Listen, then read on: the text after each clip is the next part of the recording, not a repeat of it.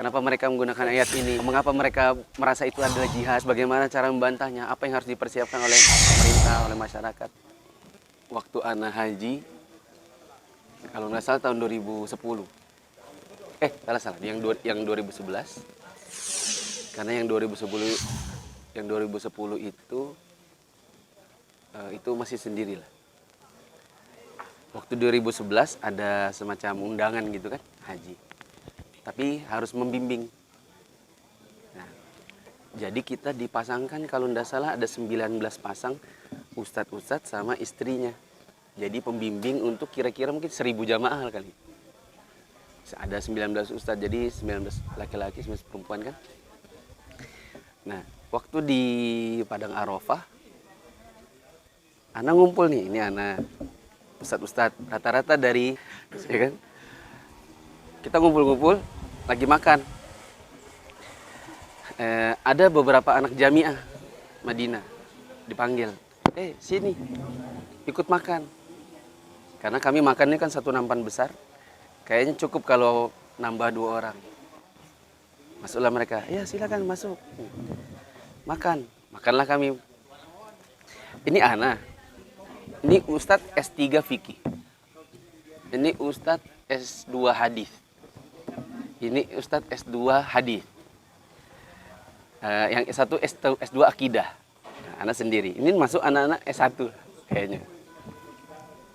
Sambil makan-makan, mungkin karena lihat perawakannya Ustadz yang S3 Fikih ini gemuk, kan, kemudian ya kelihatan sudah berumur.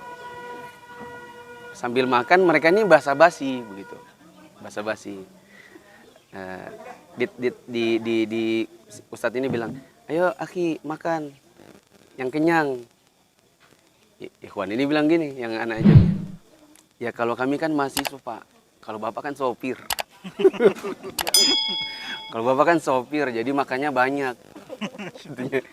Ya. Jadi ketawa lah kami ini kan sudah sama-sama tahu kita datang dari Jamiah Malik Saud gitu kan.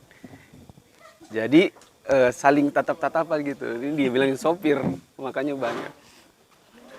Jadi ana mulai apa namanya menyeletuk gitu kan. Kalau Ustadz dulu waktu di Madinah makannya harganya berapa Ustadz? Kalau di Malik Saud kan sekarang bayarnya 2 real. Nanti sisanya disubsidi. Dia bercerita, oh iya tahun 96 itu kami S1 itu makanya sekian gitu. Oh iya waktu ana 97 makanya sekian. Jadi akhirnya malulah si anak jamiah ini. Gitu. Dia malu kan karena sudah terlanjur bilang sopir. Iya, bilang sopir. Gitu. Dulu anak punya pemikiran gini. Gini ya, itulah pentingnya mendidik ikhwan agar punya adab. Sehingga jangan sampai merendahkan orang. Tapi sekarang anak punya pemikiran yang sebaliknya. Ustadz-ustadz juga perlu bersikap yang membuat orang jangan sampai nanti akhirnya malu. Gitu kan? Maksudnya misalnya mereka diundang, silakan akhi gitu. Dikenalkan dulu siapa nama antum. Oh nama ana ini S1 Jamiah. Iya. Oh ini Ustadz Anu. Kalau kita perkenalkan mereka akan bersikap sebagaimana layaknya kepada yang ustadz-ustadz ini kan. Cuma karena kita diam-diam, jadinya orang salah bersikap. Akhirnya seolah merendahkan padahal mereka tidak bermaksud. Gitu. Jadi kemarin pas ke Pinrang, di sepanjang jalan, ana bilang sama panitia, tolong sampai di Pinrang, jangan sampai ada ustadz berpapasan sama kita, antum tidak memperkenalkan, ini Ustadz Anu, ini Ustadz Anu. Karena takutnya nanti kita pulang dalam kan kita tidak kenal, padahal memang betul-betul natural ya, memang kita belum kenal nama, tapi karena tidak ada yang tidak ada yang memperkenalkan ini Ustadz, jadi panitia hanya makan sama Ustadz tamu, ini Ustadz tamu, panitia, Ustadznya di sebelah sana, tidak ada yang memperkenalkan. Ya, itu kesalahan panitia nanti. Akhirnya Ustadz ini seolah nanti tidak hormat. Seolah Ustadz itu apa namanya, takzim kepada ustadz setempat gitu. So, cuek, mentang-mentang undangan gitu kan. Padahal dia tidak bermaksud gitu. Cuman karena tidak ada yang memperkenalkan. Jadi anak kalau misalnya mampir di sebuah tempat, terus ada jamuan ikhwah-ikhwah, ya biasanya anak tanya yang mana ustadz gitu. Ya, gitu sih. Jadi di satu sisi memang betul ikhwan-ikhwan itu harus beradab sama para guru. Tapi menurut Ana juga sebaliknya juga lakukanlah. Para guru saling ini Ustadz Anu, ini Ustadz Anu, Ustadz Anu. Sehingga kita tidak salah dalam bersikap. Dan jangan sampai kita sudah pulang baru kemudian tahunya belakangan. Yang mana sih? Itu loh Ustadz Alim itu yang depannya Ustadz. Yang mana sih? Ada yang duduk depan itu. Oh itu Ustadz, iya. Anak candain poligami gitu kan. Padahal nggak bermaksud gitu loh. Gitu sih Ustadz. Apa tanggapan antum? Salah nggak? Sahih. Jadi apa tuh? Ada ceramahnya Ustadz Maududi itu ketika beliau menikah. Yang kedua? Yang baru? Yang barusan viral itu kan. Kata beliau, seseorang harus menghindarkan diri dari berprasangka buruk. Ya. Tetapi orang juga harus mengantisipasi agar orang tidak berprasangka buruk sama dia. Nah mungkin kaitannya itu Ustadz. Jadi orang harus beradab, tapi kita juga harus melakukan sesuatu yang jangan sampai orang tidak beradab sama kita. Iya, sah. Sahal kalam. Anda juga tidak nyangka itu kan beliau bawakan asarnya Anas bin Malik kan, Iya. yang terlambat sholat subuh. Terus dia lihat orang sudah pulang, dia sembunyi di balik pohon. Kata beliau begitu kan? Termasuk yang betul. ngantar Rasulullah ngantar istrinya, kemudian ketemu dua orang. Iya. Artinya kita memang tidak boleh sama suuzon sama orang. Tapi jangan sampai kita juga menempatkan diri yang tidak pas sehingga orang akhirnya bersuuzon kepada kita. Sebagaimana ikhwah harus beradab kepada para guru, tapi guru juga perlu menempatkan, ya maksudnya seperti dalam daurah-daurah kan diperkenalkan supaya tidak sampai salah dalam bersikap. Nah.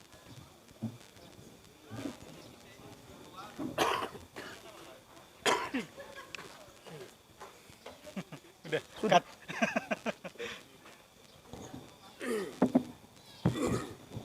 Ustadz Muhammadin, beliau baru bilang itu Ustadz Muhammadin. Dari kapan? Soalnya Ustadz Muhammadin kemarin kajian kan, baru pertanyaannya tentang listrik PLN. Ya kan? Listrik PLN bagaimana kalau ini pertanyaannya sederhana gitu kan. Jadi kita pikir, ikhwah begitu. Beliau ini juga, masa nggak diperkenalkan? Perkenalkan lo kemarin kan. Hah? Iya. Sangat penting. Karena timbul di belakangnya itu ustaznya kok cuek ya. Iya. Asik. Akhirnya syaitan masuk kan. Ana ingat ini kejadian tambahan. Ini jadi teringat kan. Waktu kita daurah di Pekanbaru. Antum pernah datang Ustaz? Daurah Pekanbaru kah, Batu atau Solo? Ustaz Budi. Pernah daurah di Pekanbaru. Ana duduk bersama Ustaz Khalid Basalamah. Ketemu kan di masjid. Lagi daurah, lagi apa namanya, isoma begitu. Kami kebetulan sholat bersebelahan. Ya kan, jadi sambil assalamualaikum warahmatullahi. Satu kali lihat anak, assalamualaikum warahmatullahi. Sudah lagi ngobrol. Ikhwan ini mungkin fansnya begitu kan ya. Rame-rame berdatangan gitu, mendekati beliau. Ini beliau ya, rame-rame. Belum selesai kami ngomong, langsung, Ustadz, gimana kabarnya Ustadz? Ustadznya diajak berdiri, Ustadz, ayo Ustadz. Anak ditinggalkan. Apa nih Akhiyah? Antum bukan peserta kan? Wallah begitu kalimatnya. Apa nih Akhiyah? Antum bukan peserta kan? Maksudnya itu, karena kalau nggak salah anak wudu, jadi anak lepas kokar. Kan memang kalau tidak salah di Dauro Pekanbaru itu harus selalu pakai kokat. Tapi kalau wudhu kan dia menggelantung kan. Jadi anak kantongi. Karena nggak ada kokat.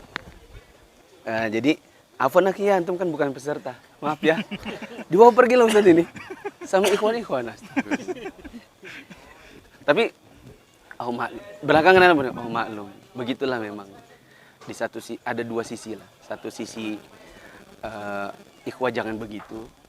Satu sisi ya Ustadz kadang-kadang perlu ya berlapang dada ya harus kayak gitu. Ada kalanya kita dalam posisi seperti itu. Mungkin karena mereka tidak paham, karena waktu itu tidak ada kokatnya gitu. Kalau anak sikap seperti itu selalu ke panitia masjid, Ustaz. Kita kan biasa diundang khotbah gitu kan. Nah, sering panitia itu lupa kalau jadwal kita gitu. Ada tamu, mereka ngajak tamunya untuk naik khotbah. Ya. Jadi sering tabrakan. Nah, kalau seperti itu biasanya panitianya kurang enak gitu kan. Jadi anak sejak saat itu sampai saat ini kalau datang ke masjid itu selalu duduk belakang. Siapa tahu lagi tabrakan. Nah, nanti panitianya yang lihat anak, oh ada ustadz di belakang baru dipanggil. Loh, apa ndak begini? Ada ustadz dari luar misalnya. Mereka konfirmasi dulu, Ustadz, di hari Jumat ini pada tanggal sekian akan ada Ustadz Fulan. Bolehkah kami pakai jadwal antum? Itu seringnya itu, Ustadz. Harusnya seperti itu. Tapi kan sering tidak. Sering tidak? Sering tidak. Salah juga ikhwannya. Bukan ikhwan sih, panitia masjid. Kalau ikhwan Panitia kita masjid ya, sama ikhwan beda? Beda, Ustaz. maksudnya ya ikhwan juga sih. Artinya Panitia masjid orang awam. Iya. Orang awam. Ikhwan itu kan konotasi untuk yang sudah ngaji ya. Oh. Ya. Betul. Harusnya kan izin dulu kan kalau mau pakai jadwal. Pernah kejadian di satu kota, anak tanya ustadz yang bersangkutan. Beliau punya jadwal kajian subuh. Kemudian ada ustadz dari luar kota. Langsung dipakai jadwalnya tanpa konfirmasi. Jadi beliau mau ngisi, loh kok ramai. Oh ternyata ada tamu ustadz luar. Dan ustadznya nggak tahu juga. Ustadz yang tamu ini nggak tahu kalau itu jadwal.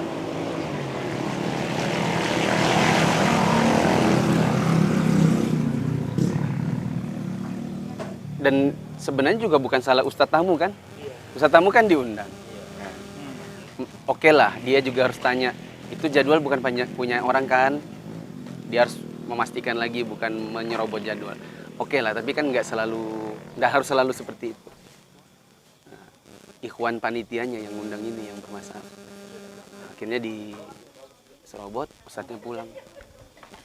Pas sarapan pagi, baru terungkap.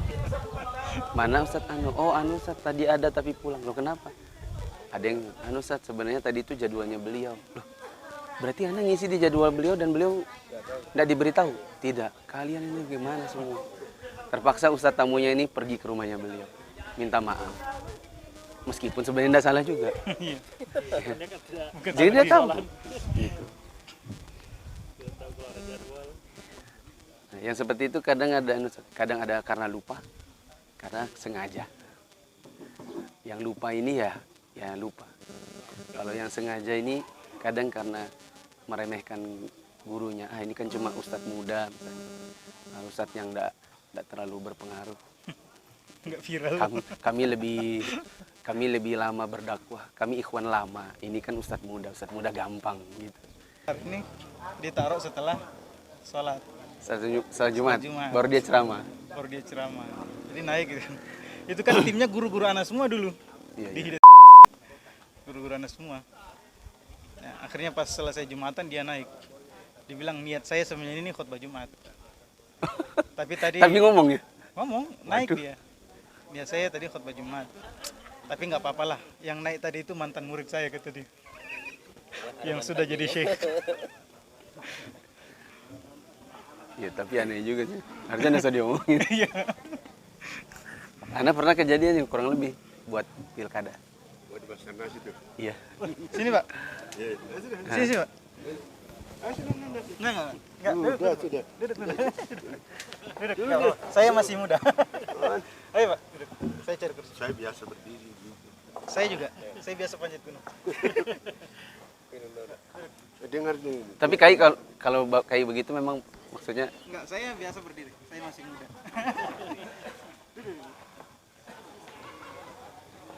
pas, pas mau khutbah, Anda tanya, Ya.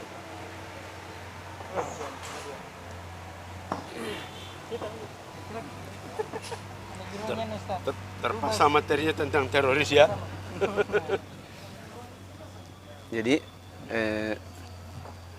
Anda mau khutbah, ada beliau yang waktu itu masih petinggi kan, belum lengser dia, tapi sudah mau pensiun dan berencana untuk jadi Calon. di provinsi.